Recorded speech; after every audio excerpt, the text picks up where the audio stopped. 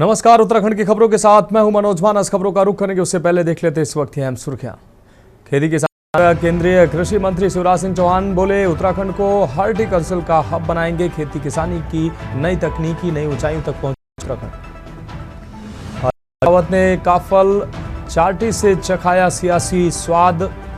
Operation सिंदूर को लेकर की सेना की तारीफ, बताया पर्यावरण संरक्षण के लिए काफल फल का बड़ा योगदान। उत्तराखंड में असिस्टेंट प्रोफेसरों की पदोन्नति में नहीं जुड़ेगी संविदा सेवा। यूसी सेवा शर्तें करनी होंगी पूरी, याचिका से न्यायालय से किया जा चुका है खारिज। थराली में वैली ब्रिज बनाने में लापरवाही, सीएम पुष्कर सिंह धामी का बड़ा एक्शन। 4 इंजीनियर। श्री हेमकुंड साहिब यात्रा 25 मई से अब तक 30,000 श्रद्धालुओं ने दर्शन किए। बर्फबारी के बीच दिख रहा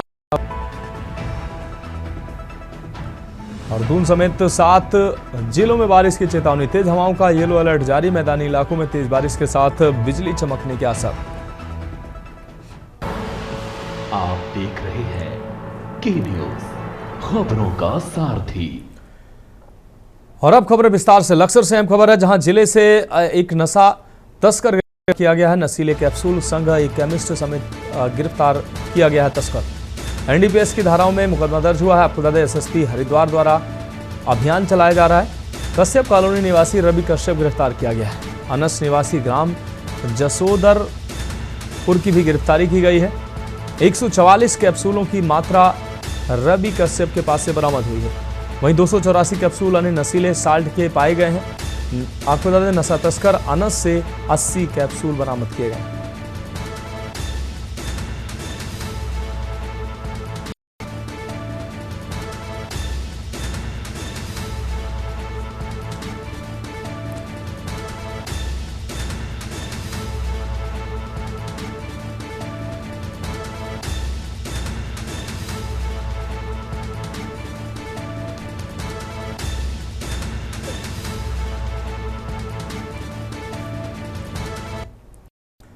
अब रुक करेंगे अगली खबर का। रुड़की से अगली खबर है, जहां उप निरीक्षक पर 5,000 रुपए रिश्वत लेने का आरोप लगा है। प्रेम प्रसंग का मामला सामने आ रहा है। निपटाने की एवज में ली है रिश्वत। तहरीर में दुष्कर्म व मारपीट का भी लगाया गया था आरोप। सोशल मीडिया पर रिश्वत मांगने का वीडियो वायरल हुआ है। गांव में पंचायत के बाद पुलिस ने कराया था समझौता कराने को 5,000 रुपए रिश्वत लेने का आरोप। वीडियो का संज्ञान लेकर अधिकारियों ने जांच शुरू की है। गंग नहर कोतवाली के पाडली गुर्जर गांव का यह पूरा मामला है। समझौता कराने को 5,000 रुपए रिश्वत लेने का आरोप लगा है।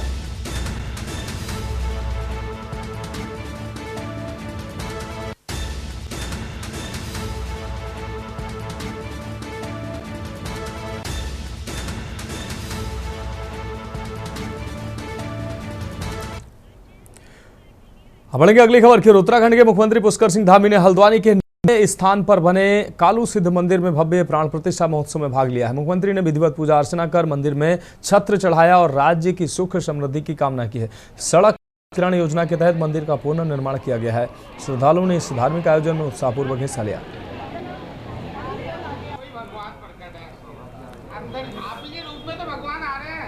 हाँ भगवान, ये देखो, अब ये बहुत पुराना प्राचीन मंदिर था भगवान। कब से बैलगाड़ी से चलती थी आपका, इतने रोडों का निर्माण नहीं चला था उस वक्त। आपके हमारा है पुराना जमाना था, उस वक्त पुराने लोग थे।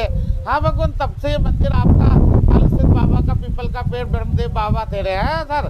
उस वक्त जो भी बैलगाड़ी में जाते थे लोग, गुड़ का बहुत महत्व था भगवान। गुड़ की भेली चढ़ा जाते थे, आपका गुड़ से पूजा पाठ कर जाते थे भगवान। उसी भी चौड़ाई का मंदिर था, तो आप भी लोग कालूसिद्ध बाबा को मान के यहाँ पर डर भय भी नहीं रहता था। लोग इधर से अपना उधर जा रहे हैं, इधर से उधर जा रहे हैं, कोई इधर कोई उधर जा रहा है। सहयोग देते थे बाबा जी, आशीर्वाद देते थे, उनको घर तलक पहुँचाते थे। अब ये कालूसिद्ध बाबा का मंदिर बना। आज पीएम साहब पुष्कर सिंह धामी जी है जी, उन्होंने भी दर्शन किए। प्राचीन मंदिर था ये आप लोगों का, आप लोगों ने तो दर्शन किए ही है, रात दिन करे 24 घंटे कई सालों से है। अब ये जगत के हित के लिए हम लोगों ने कि माना उन्होंने कि ये रोड बन रही है, साफ चौड़ाई चौड़ा हो रहा है। ये बड़े बड़े अफसरों ने आग्रह करा, हमने आग्रह करा तो अपने भगवान से भी आग्रह करा। तो हमने भी परमात्मा से आग्रह करके कि परमात्मा इनको ये दे दो, आप इनको जो भी आपने यहाँ पर तप किया है, भजन किया है, अनुष्ठान किया है, व्रत किया है, आप जरा से पीछे हो जाए, पीछे मंदिर बना के। अब बात करेंगे अगली अहम रिपोर्ट की। उत्तराखंड कांग्रेस के शीर्ष नेताओं की गुरुवार दिल्ली में हुई बैठक में मिशन 2027 को लेकर मंथन हुआ है। माना जा रहा है कि आने वाले समय में कांग्रेस किस चेहरे को लेकर आगे बढ़ेगी, इस पर भी विचार किया गया है। राहुल गांधी के पिछले दिनों बुजुर्ग नेताओं को लेकर दिए गए बयानों के बाद कांग्रेस में हलचल तेज है। राहुल ने ऐसे नेताओं की जगह और युवा चेहरों को तरजीह देने की बात कही है, जिसके बाद प्रदेश के वरिष्ठ नेताओं में भी इस बात को लेकर सस्पेंस बना हुआ कि आखिर केंद्रीय नेतृत्व अब किस पर भरोसा जताएगा। वहीं उत्तराखंड में कांग्रेस के पूर्व सीएम हरीश रावत के इर्द गिर्द विषय घूमता नजर आ रहा है। ये खास रिपोर्ट देखिए।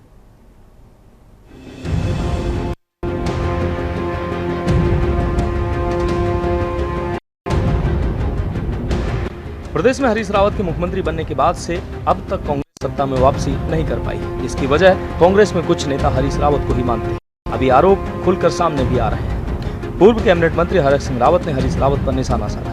हरक सिंह रावत ने कहा कि हरीश रावत ने चुनाव न लड़ने और राजनीति से संन्यास लेने की बात कही थी, लेकिन राजनीति करने वाले व्यक्ति का भरोसा करना मुश्किल है। रावत ने साफ कहा कि 2009 से पहले हरीश रावत ने चुनाव न लड़ने और गंगा के पास कसम खाई थी, लेकिन क्या हुआ? चुनाव लड़े, अच्छा है। 2022 में भी हरीश अगर चुनाव न लड़े होते तो उत्तराखंड में कांग्रेस की सरकार होती। देखो 22 में अगर चुनाव नहीं लड़ते तो हम लाल कुआं भी जीत जाते, हमें रामनगर भी जीत जाते, सड़ भी जाते, 3 सीटें हमारी बढ़ जाती ना, तो 20 और 3 23 ये हो जाती, बीजेपी 3 सीटें ये कर जाती। और फिर हरीश भाई जो है, फिर केवल हरीश भाई का 2022 के चुनाव में लाल कुआं और हरिद्वार अपनी बेटी के क्षेत्र को छोड़कर, जरा आप मुझे बताओ तो चुनाव नॉमिनेशन, जिस दिन नॉमिनेशन से लेकर और चुनाव की तिथि तक क्षेत्रों में, विधानसभा क्षेत्रों में काम प्रचार के लिए गए, शायद 1-2 विधानसभा के अलावा नहीं गए। ये मेरे तेरे चक्कर मत पड़ो, जो जीतने लायक है उसको टिकट दो, और होना भी यही चाहिए। ये जब हम सोते कोई मेरे तेरे नहीं होता, या अपने बच्चे तो अपने होते नहीं, अपने परिवार के लोग तो अपने होते नहीं, तो राजनीति में है कोई मेरा तेरा। अब पूर्व सीएम हरीश रावत ने हरक सिंह रावत पर निशाना साधा। उन्होंने कहा कि मैंने ना कह दिया होता तो 2022 में उन्हें कांग्रेस में प्रवेश नहीं था। गोदियाल जी का भरपूर आग्रह था, जिसका मैंने सम्मान रखा। क्या 2016 की बगावत के घाव हरीश रावत भूल गए हैं? तो उन्होंने साफ कहा कि वक्त बड़े से बड़ा घाव भर देता है, व्यक्ति पुत्र के हत्यारे को माफ कर देता है। 2016 में लोकतंत्र की हत्या, उत्तराखंडियत की भी हत्या हुई थी, लेकिन उस घाव को मैंने सीने से लगाया और उसको पीने के लिए भी तैयार हूँ। हरक सिंह से आग्रह है कि वह कहीं भी अपना हुद्दा दिखाएं। केदारनाथ में भी जैसी उनसे उपेक्षा थी वो पूरा नहीं कर पाए। ये सब बातें हैं, उन्हें यह समझना होगा, हमारे दर्द को भी समझना होगा। आज कांग्रेस सत्ता से बाहर है तो 2016 की बगावत की वजह से पूरी प्रोसेस डिरेल हो गई, बीजेपी के लिए अवसर बना, और आज बीजेपी सत्ता में है तो उन्हें हर दिन हरक सिंहाय नमः कहना चाहिए। अगर हरक सिंह ना होती तो बीजेपी सत्ता में कभी नहीं आती।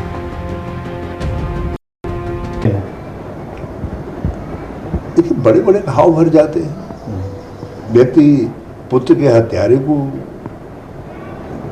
दिल में घाव रखता है, लेकिन पीड़ा को पी लेता है। लोकतंत्र की हत्या हुई थी 2016 में, और उत्तराखंडियत की भी हत्या हुई थी। तो लेकिन मैं उस घाव को अपने सीने में रख करके पीने के लिए तैयार हूँ। लेकिन मैंने कहा ना कि भाई हरक सिंह जी से एक अपेक्षा थी मेरी कि वो कहीं तो, अब केदारनाथ में भी जितने परिश्रम के हम जो उम्मीद कर रहे थे, संसाधन जुटाने की आदि की, वो सब चीज़ें नहीं कर पाए। कांग्रेस की सरकार गिराने की कोशिश हुई और पूरी प्रोसेस डिरेल हो गई, और भाजपा को अवसर मिल गया। भाजपा के लिए अवसर बाहर से, यदि भाजपा आज उत्तराखंड में सत्ता में है तो उसके लिए भाजपा को हमेशा से हरक सिंहाय नमः कहना चाहिए। एक तरफ दिल्ली में चल रही कांग्रेस के शीर्ष नेताओं की केंद्रीय बैठक में तमाम कांग्रेस के नेताओं की पाठशाला जारी है, तो वहीं सत्ता पक्ष से लेकर अन्य विपक्षी दल भी कांग्रेस के भीतर घात पर चुटकी लेते नजर आ रहे हैं। सत्ताधारी दल भाजपा का तो ये भी मानना है कि जब भीतर घात और जंग ही कांग्रेस अपनों का नहीं सुलझा पा रही है, तो क्या 2027 की तैयारी कांग्रेस कर पाएगी? अन्य दल भी आपसी लड़ाई को कहकर कांग्रेस के अंदरूनी कलह से पल्ला झाड़ती नजर आ रहे हैं और कांग्रेस अपने नेता और पार्टी का बचाव करती नजर आ रही है। जो शीर्ष नेतृत्व है वो अभिभावक की भूमिका में है और किसी भी अभिभावक का काम होता है कि सीधी राह दिखाना, दिशा देना, और वो उन्होंने बखूबी किया। हमारी पार्टी में लोकतंत्र है, इससे इनकार नहीं किया जा सकता, लेकिन उस लोकतंत्र का दुरुपयोग नहीं होना चाहिए। उस लोकतंत्र या अभिव्यक्ति की आजादी में अति उत्साह में ऐसी बातें नहीं की जानी चाहिए जिससे कार्यकर्ता का मनोबल गिरे या जिससे पार्टी का नुकसान हो। हम चुनाव के मुहाने पर खड़े हैं, ऐसे में मुझे लगता है कि हम में से हर एक की जिम्मेदारी है कि हम संतुलित बयान दें और अपनी पार्टी को 2027 प्रदेश में पुनर्स्थापित करने के लिए एड़ी चोटी का जोर लगाएं। ये हरीश रावत जी की और हरक सिंह रावत की झींगा मस्ती है, वो अपने उनके संगठन का मामला है और मुझे लगता नहीं है कि अब कांग्रेस का कोई अस्तित्व उत्तराखंड के अंदर बचा है। उनके भ्रष्टाचार के जो कारनामे थे, चाहे हरीश रावत जी के हों, चाहे हरक सिंह रावत के हों, उन तमाम जनता के सामने हैं। और मुझे ये लगता है कि अब इन बूढ़े बैलों की आवश्यकता नहीं है और नए युवा जो क्रांतिकारी हैं, अच्छे इंजीनियर हैं, अच्छे पढ़े लिखे हैं, महिलाएं हैं और युवाओं का ये प्रदेश है और युवाओं को नई सोच के साथ में नई लीडरशिप को उभारना होगा। और क्षेत्रीय दलों के आधार पर अगर यदि हम बात करें तो इस पार्टी को अगर उत्तराखंड के प्रदेश में देखेंगे तो हम अपने घर से इसे सुधारने का प्रयास करेंगे। के अंदर सूत न कपास और लट्ठम लट्ठा चल रही है और जिस तरीके से दो बड़े नेता कांग्रेस के उत्तराखंड के अंदर एक दूसरे के ऊपर आरोप लगा रहे हैं और 2016 का जो दंश है उसको एक दूसरे के ऊपर ठीकरा फोड़ने का काम कर रहे हैं और राहुल गांधी जी बार बार एक संदेश देने का काम कर रहे हैं और कह रहे हैं कि हमारी पार्टी के अंदर 3 प्रकार के घोड़े होते हैं, रेस के घोड़े, बारात या लंगड़े घोड़े। और वो लंगड़े का जो उन्होंने उदाहरण दिया वो 70 से प्लस या 60 प्लस जो बुजुर्ग कांग्रेस के अंदर नेता है उनके लिए दिया और उनको कहा उन्होंने साफ संदेश दे करके कि आप सक्रिय राजनीति से खुद ही दूर, वरना हमें सफाया करना पड़ेगा। तो मुझे लगता है कि राहुल गांधी जी के भी संदेश को अगर उत्तराखंड के वो दिग्गज नहीं मान रहे हैं तो आप समझ सकते हैं कि कांग्रेस की दुर्गति इस वक्त किस के लोगों के बीच में काम कर रही है, विकास कर रही है, लोगों को जो है योजना देने का काम करिए, घर घर तक उस योजना को पहुंचाने का काम करिए, चाहे केंद्र की हो चाहे राज्य की हो। मुझे लगता है कि 2027 में एक बार फिर प्रदेश की जनता भारतीय जनता पार्टी के ऊपर भरोसा करेगी, पुष्कर सिंह धामी जी के ऊपर भरोसा करेगी, नरेंद्र मोदी जी के किए गए कार्यों के ऊपर भरोसा करेगी। एक तरफ दिल्ली में कांग्रेस का चिंतन मंथन जारी है। तमाम प्रदेश के कांग्रेसी नेता 2027 की तैयारी को लेकर भाजपा से लड़ने की रणनीति तैयार कर रहे हैं, तो वहीं उत्तराखंड में आपसी भीतरघात और जुबानी जंग भी जारी है। एक तरफ कांग्रेस के प्रदेश अध्यक्ष जमीनी मुद्दों को लेकर भाजपा को घेरने की तैयारी में जुटे हैं, लेकिन यहाँ पर कांग्रेस के कई गुट अलग नजर आ रहे हैं। अब ऐसे में देखना होगा क्या 2027 के चुनाव से पहले कांग्रेस अपनी ही लड़ाई को सुलझा पाएगी या फिर 2027 में भी कांग्रेस के हाथ खाली के खाली नजर आएंगे। Uttarakhand desk report.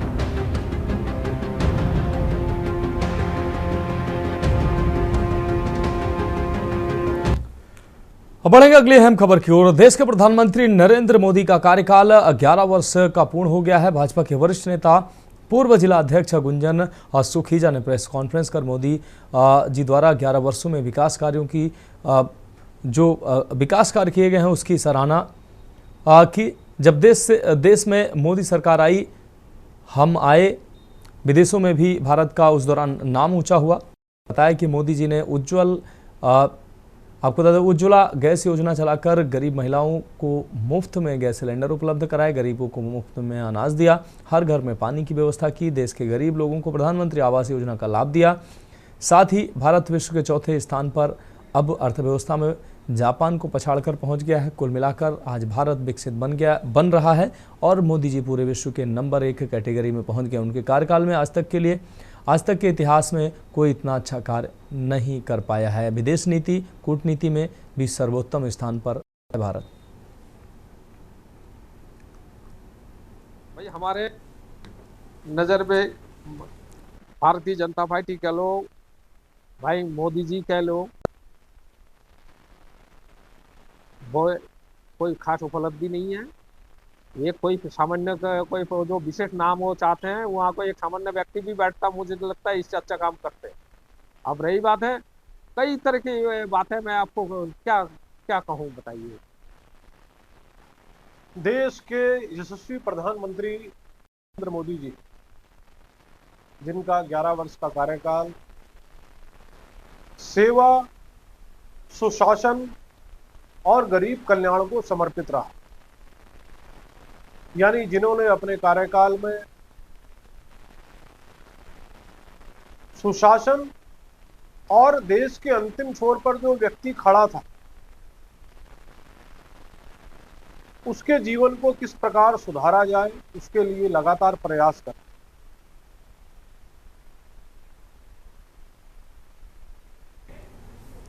फिलहाल खबरों में वक्त एक ब्रेक का है, जल्द हाजिर होंगे। आप देख रहे हैं के न्यूज, खबरों का सारथी। ब्रेक के बाद एक बार फिर से खबरों में आपका स्वागत है। बात करते हैं अगली अहम खबर का। ईद उल अजहा के मौके पर विकासनगर क्षेत्र में मुस्लिम समुदाय के लोगों ने सम्मान के साथ ईद की नमाज अदा की है। नमाज के बाद लोगों ने एक दूसरे को गले मिलकर ईद की मुबारकबाद दी और देश में अमन और भाईचारे की दुआ मांगे है। ईद उल अजहा को कुर्बानी का त्यौहार कहा जाता है और ये दिन हजरत इब्राहिम की उस अजीम कुर्बानी की याद दिलाता है जब उन्होंने खुदा के हुक्म पर अपने बेटों को कुर्बान करने का संकल्प लिया। ये त्यौहार त्याग, समर्पण और अल्लाह की राह में हर परीक्षा को स्वीकार करने की भावना का प्रतीक है। नमाज के दौरान सुरक्षा के पुख्ता इंतजाम किए गए। पुलिस बल और प्रशासनिक अधिकारी मुस्तैद रहे ताकि त्यौहार शांतिपूर्वक और सौहार्द के साथ संपन्न हो सके।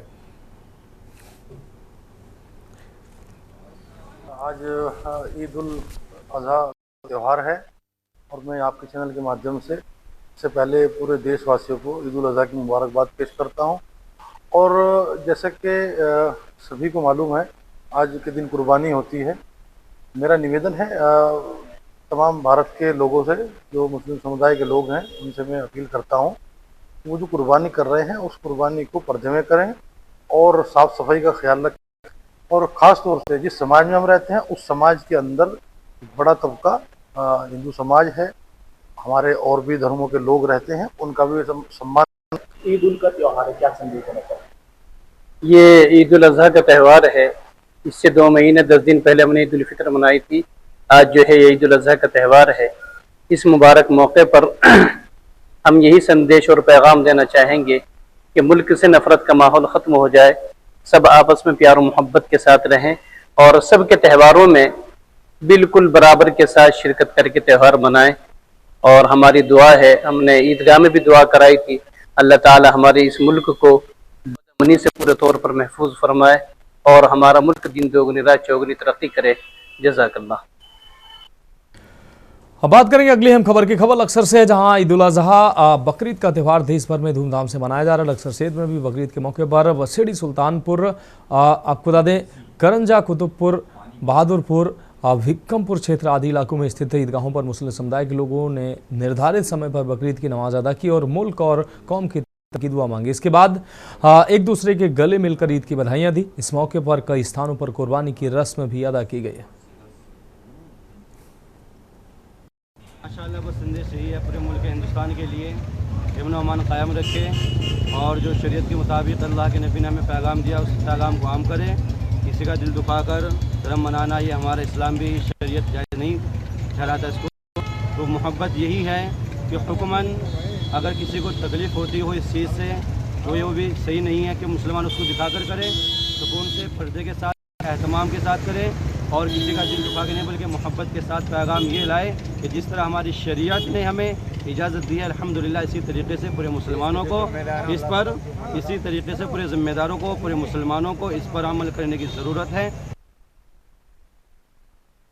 बढ़ेंगे अगली खबर की ओर। देश भर में आज ईद की नमाज अदा की गई है। अमन और चैन का संदेश देते हुए नैनीताल में भी मुस्लिम समुदाय के भाइयों ने मलीताल जामा मस्जिद में नमाज अदा की है। शहर इमाम ने बताया कि आज पढ़ी गई नमाज में अल्लाह के बंदे अपने मालिक के नाम पर अपने जानवरों की कुर्बानी देंगे। बता दें, उन्होंने कहा कि देश में सुख और शांति की दुआ भी ईदगाह में अल्लाह तक पहुंचाने की कोशिश की गई है। सन 1982 में बनी इस विशाल मस्जिद में वर्षों से नैनीताल और आसपास के मुस्लिम धर्म के लोग नमाज अदा करने आ रहे हैं। मलीताल जामा मस्जिद के हजारों की संख्या में मुस्लिम भाइयों ने गले मिलकर ईद की मुबारकबाद दी। वहीं शहर इमाम का कहना है कि नैनीताल शहर के लिए भाईचारे की एक मिसाल है ये शहर, और यहाँ सभी धर्मों के लोग साथ मिलकर रहते हैं।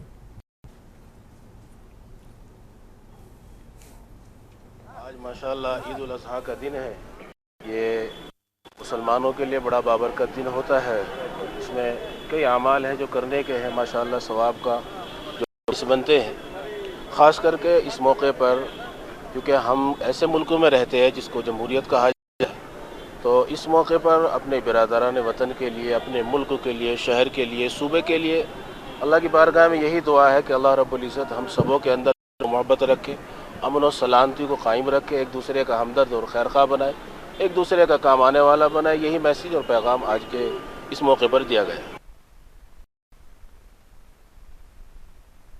रुक करेंगे अगली खबर का। खबर विकासनगर से है, जहां चारधाम यात्रा मार्ग पर उस वक्त हड़कंप मच गया जब टिमनी जंगल से निकलकर हाथियों का एक दल अचानक दिल्ली यमुनोत्री राष्ट्रीय राजमार्ग पर आ पहुंचा। सड़क पार करने की में गजराज का गुस्सा इस कदर फूटा कि हाईवे पर अफरा तफरी का माहौल बन गया और कुछ देर तक हाथियों का दल सड़क किनारे खड़ा रहा, मानो ट्रैफिक रुकने का इंतजार करता रहा। लेकिन लगातार वाहनों और अनदेखी से हाथी नाराज हो गए। गुस्से में आए एक हाथी ने सड़क किनारे बना पैराफिट और उस पर लगे रिफ्लेक्टर को तोड़ना शुरू कर दिया। हाथी का गुस्सा देखकर जहां ट्रैफिक की रफ्तार भी गई, वहीं सड़क पर मौजूद लोग सहम गए और कई